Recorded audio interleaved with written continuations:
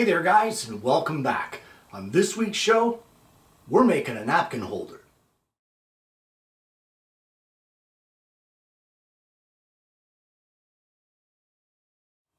Well, this week's project is a fun little project that could be done in many different ways. I intended it to be on the scroll saw, but you can modify it to suit your needs. Either way, what it all starts out with is a piece of scrap wood over at the bench. Well, what I have is a chunk or a piece of poplar. It measures 3/4 of an inch thick, it's 1 3/4 of an inch wide, and it's 5 inches long. The species of this wood really doesn't matter. You can make it out of whatever you want. Even if you have 3/4 inch plywood, you can use plywood. That is the beauty of this project. And the reason that you can use whatever you want is because basically the wood will never be seen.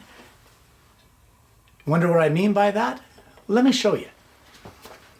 Well, what I have is some of this pre-flocked material from Spectro Coatings Corporation. This is the one that actually has the non-woven material on the back, not the paper. And the object here that I want to achieve is I want to basically upholster this piece of wood.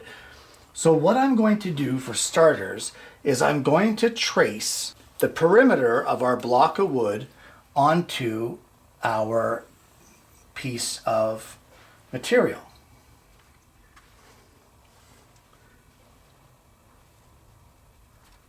Just like that. Now at this point, what I want to do is I need to extend those lines beyond the perimeter of our outline. So I'll just place my ruler carefully. You want to be as accurate as you can here. And we will just extend those lines on both the length and the width. Like that. And then we will extend these ones.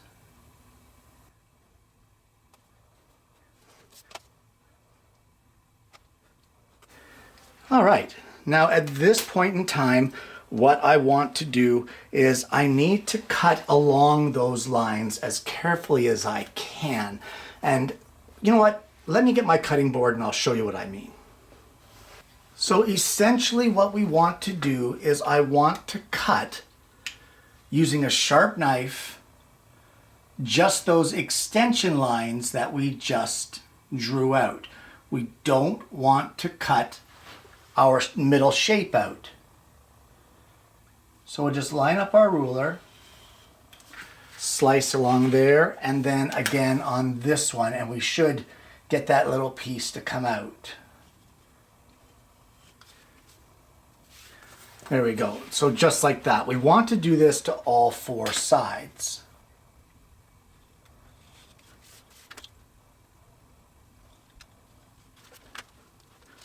And then we'll do these last 2 here.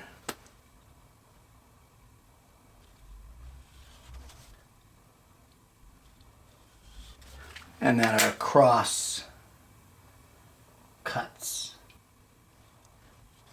There's 1. All right, and there's 2. So this is what we're left with. Now at this point, we can cut off these extra long ends as long as we leave at least 3/4 of an inch. So I'll just cut this off just to make it a little more user-friendly. All right, so essentially now this is what we should have. And what we're going to do is we're going to spray this with spray adhesive. We're going to lay our block of wood right in the middle there, just like that, as carefully as we can. And then these sections here will fold up against our block of wood to basically upholster our entire piece. So let's get this sprayed and we can get our material attached to our wood. Okay, and we'll just carefully lay our piece on there like that, and then we'll roll it to get that side one attached.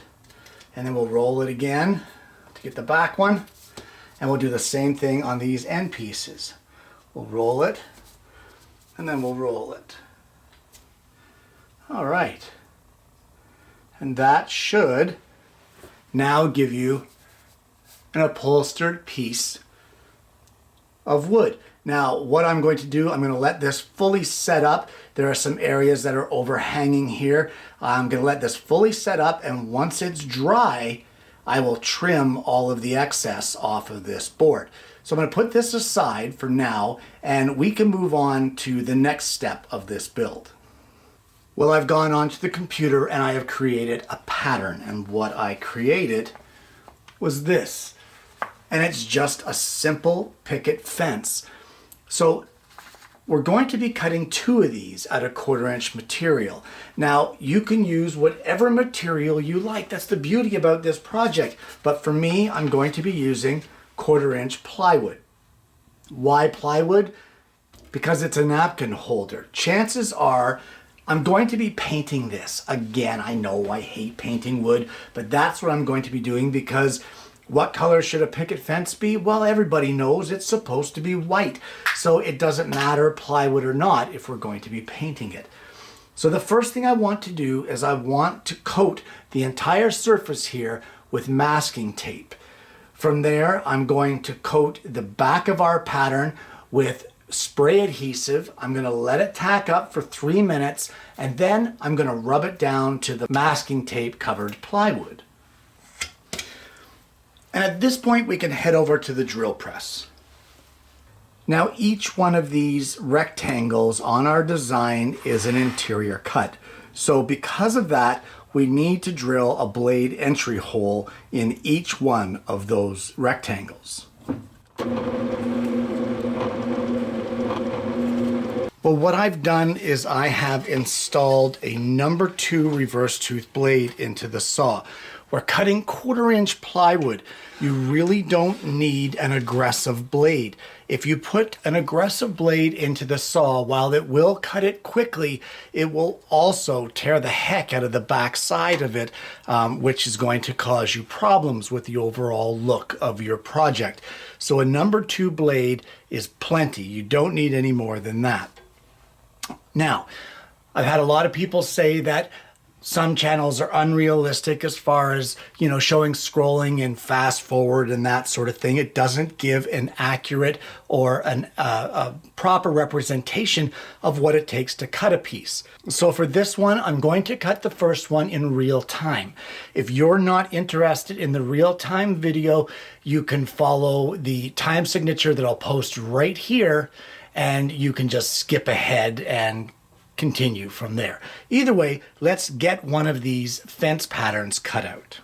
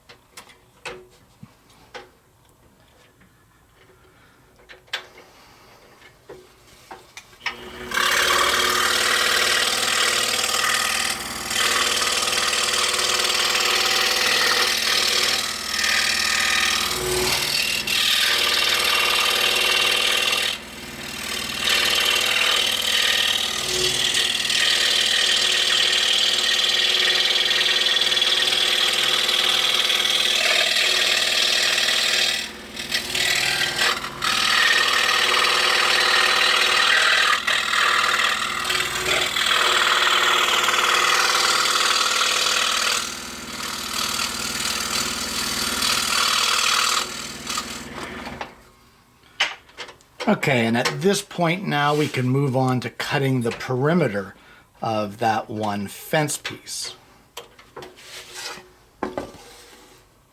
Oops.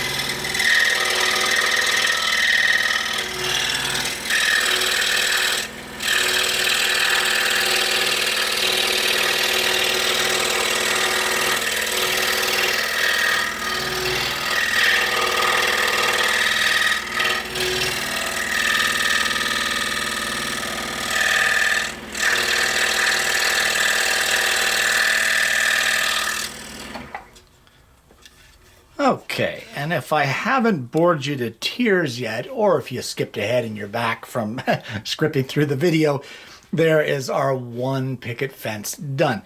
So I'm going to cut the other one. I'm not going to bother with the video for it, and then I'll see you over at the bench. Well, we can now remove the patterns off of both of our fence pieces. And the thing is on the back side of them, we have quite a bit of burring. That's no big deal, that happens. We need to sand that off to get the clean lines. I have found the best thing to sand off the burring on this back end is to use, believe it or not, a 1/4 sheet sander with 220 grit paper in it. A random oscillating sander is just too rough on a piece like this. So I'm going to give this a sanding, get all the burrs off of it, and then we can carry on from there.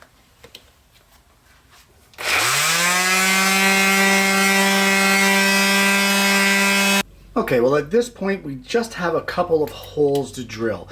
So right in the middle of each of our end pickets here, right at the bottom, 3/8 of an inch up from the bottom.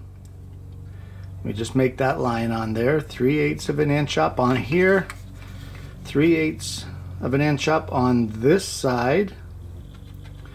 Right in the middle of the picket, we're going to drill a 9/64 diameter hole. And we're going to do that to both of our fence pieces. Just like that. Now at this point, these pieces here are pretty much done. So I'm going to take these outside the shop, and what I'm going to do is I'm going to paint. Yeah, that's right, I said paint. I'm going to paint both of these on both sides and all over. I want to get them completely coated, and then we're at a standstill until these fence pieces are dry and the glue is dry on the flocked material. So here we are, it's the next day and the adhesive is dry on our green flocked material. We have a little tiny bit of overhang here on some of these corners. So using a sharp pair of scissors, we're just going to very carefully trim that off. You don't want to trim it too short, and then you'll end up with a bald patch there that will show through. So we're going to go around to all 4 of these corners and just give each one a little trim.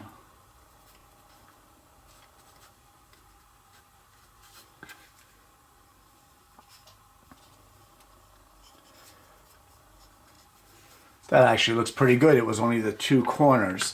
So at this point now we have this little bit of overhang here, this little lip, and we're just going to trim that off using you can use a utility knife, or for me I'm just going to use an X-Acto craft knife kind of thing.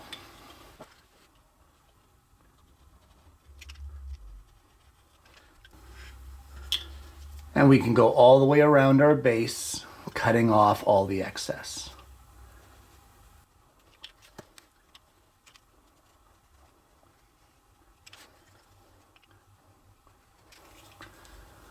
All right, and there we go. There is our block of wood that is completely coated with this pre-flocked material. I love the way that looks. That looks really great.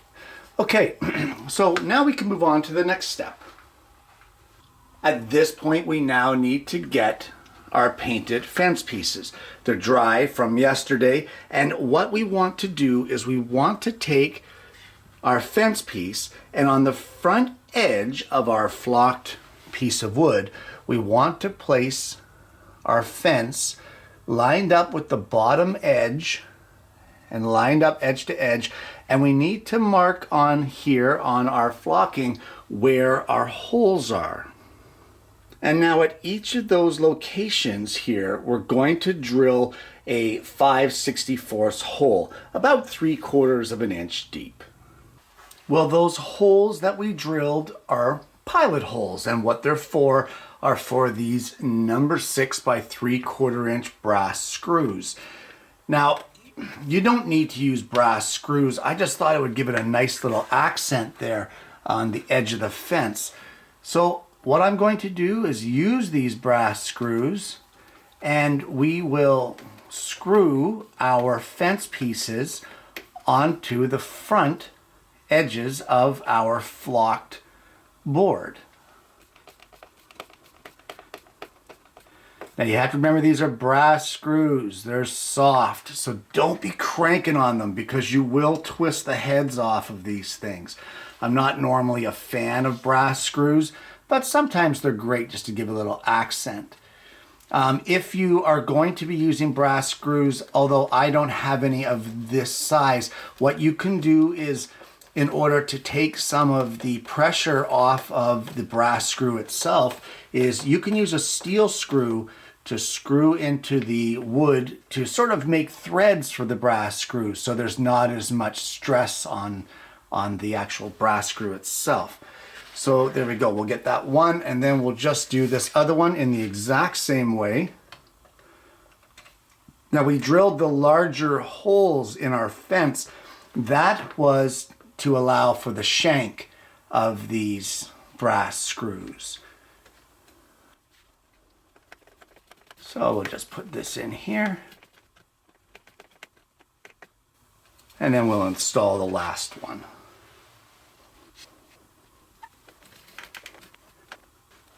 Just like that.